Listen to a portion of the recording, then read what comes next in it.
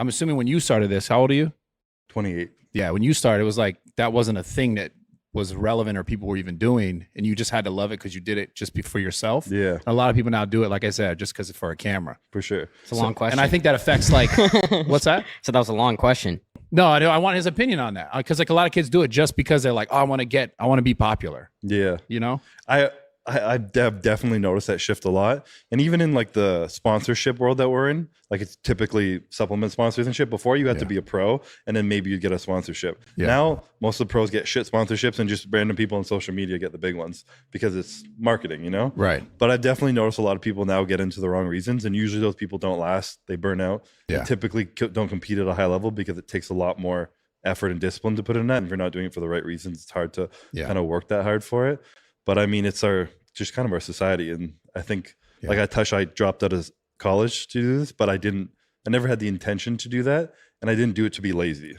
I think people start things to try and find an easy way to get success, an easy way to get money because they're lazy. And everyone always asks me like, should I drop out of college to compete? I'm like, fuck no. Like you asking me that means you're probably lazy. Like you should know that answer by yourself and understand whatever path you take is going to be hard as fuck.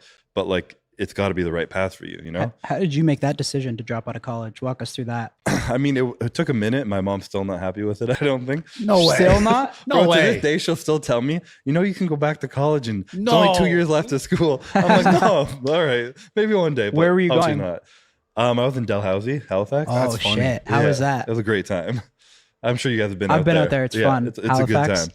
But no, I mean, like I said, I was competing almost as a hobby, and I was putting a lot of effort into it, obviously. But I was still like, all right, I need to get a career, I need to graduate school, and I need to like have a future for myself.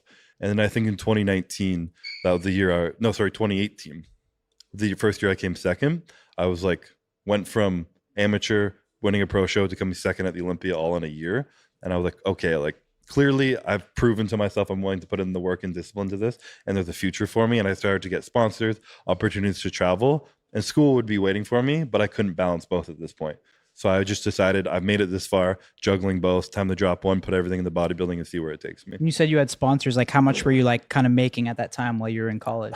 It's funny, and I always say this because like probably the richest I've ever felt in my life was my first sponsorship I ever got. And I was getting paid $2,200 a month. That's like lit when you get it. Oh right? my God. Yeah. Because you're like, I'm getting this money for doing what I you're love. 20. I remember going to the club and buying all my friends drinks thinking I was a baller because I had $2,000 in my pocket. Who was your first sponsor that picked you up?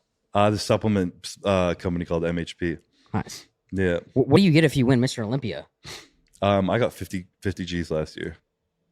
Seems kind of light. I'm not gonna lie. You don't make money off competing, that's for sure. But it just opens more doors, right? If you utilize it properly, it can open more doors. And if you build your own brand, you kind of have to do the work on the outside and like either build your own brand, sponsorships, or build your own company. So competing open Mr. Olympia gets like $400,000 if you win. But I mean, that's a lot, but that's one guy in the whole, everyone who bodybuilds, you know? Let's talk about that a little bit. Do you think that, because I mean, even Arnold's talked about this, like a lot of people are also saying this, and it's to no disrespect to open bodybuilding, because what it takes to get to that level is so insane. Mm-hmm. But do you think over the next like 5 years, it's going to shift where classic is just bodybuilding? Because it seems like they're going in that direction. It's hard to say if it'll ever like replace it. I think, but maybe not just replace, because it probably still have it. I don't know though, because it seems like it's going away. But I think the money's going to go to classic. It's really hard to say because right now it's like so like old school, you know, like no one, like let's say like you talking about the ownership. Yeah, the ownership is very like old school, and the hardcore fans of bodybuilding are like bodybuilding fans. The people who show up and buy tickets are different than the average people on social media. Most people on social media aren't going to the Olympia and buying tickets, so I think they kind of still have a struggle with all that. But I do think going forward they'll definitely even out at some point. I don't know if they'll maybe even start judging bodybuilding to start bringing them down in size and stop rewarding the bigger guys, you know, like balance it out somehow. But you're kind of like you compete and then you're kind of like a gym bro influencer, right? Like you're not a real like gym bro, like compete. I don't compete. There's two different lanes, right? Exactly. Yeah. He came here trying to like chirp me because he's just thinking. That's I'm just trying to process and relate. Wow, yeah, no, because we were on the car ride over here, and you're like, bro, I'm gonna go at you so hard. I didn't say that once. Whatever, man. I didn't say that. That wasn't it. I was just making sure. He competes in classic physique, dude. Is that what you wanted to know? No, I'm just trying to follow along. Okay, all right. You following here? Sorry, bro. Yeah. So, but how do you know when people like it seems like there's a lot more people that are trying to be like the gym bro influencers rather than like the real competitor gym bros. What's the question? How do you- Like it seems like everyone's just lifting now to be like a gym bro influencer. Yeah. Like they don't really care about the competing stuff. Mhm. Would you say that's true? I mean, more people definitely train to train and not compete. And I don't think there's necessarily something wrong with that. I think seeking fame isn't necessarily the best avenue of life.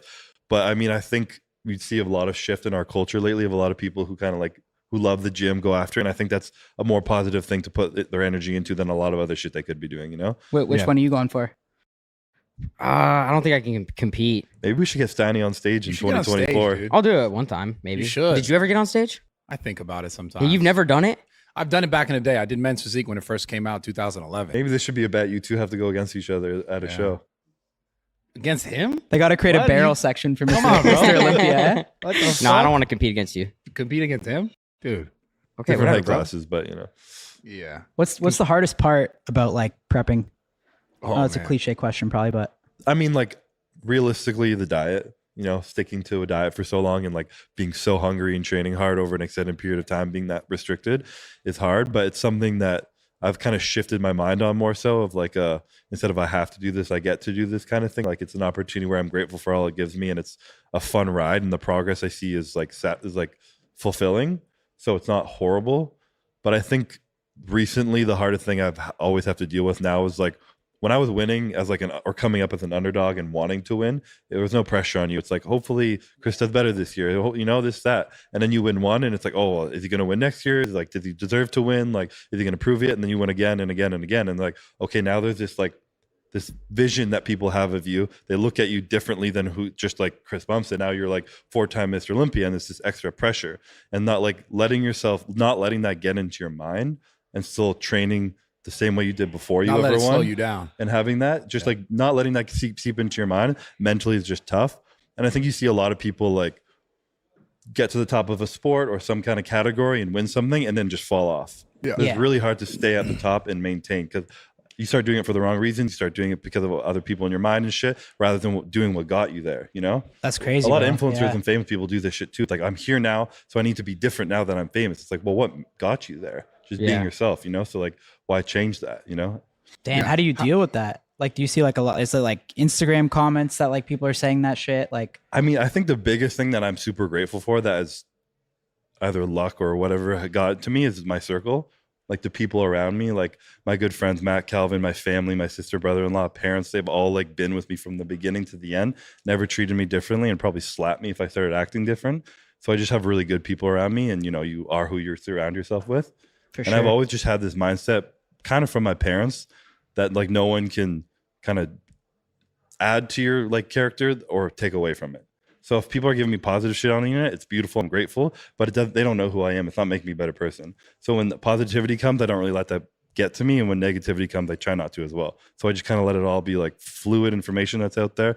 And then I only really care about the opinion of people close to me who know me and That's myself. good. What's point. what's I heard any Keep yourself negative shade balanced. that you could get though? Yeah. What's any negative shade that people would like throw at you?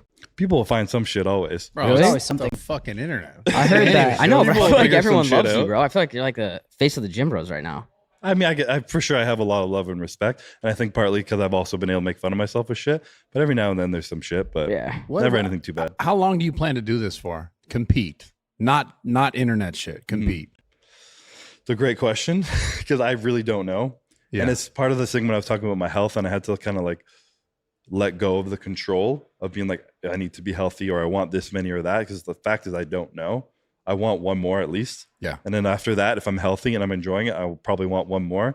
But all I can really focus on because I don't know that far in the future It's just the one. is this one more. Yeah, you know? I get it. And thinking too far ahead of like, okay, I want 8. That's like a big goal to start overcome versus Yeah. being like, I just got to do this one more time. And I just keep my focus on what I got to do right now. And then I keep moving forward with that. And then after that, I'll make another decision if I want to do it Yeah. again.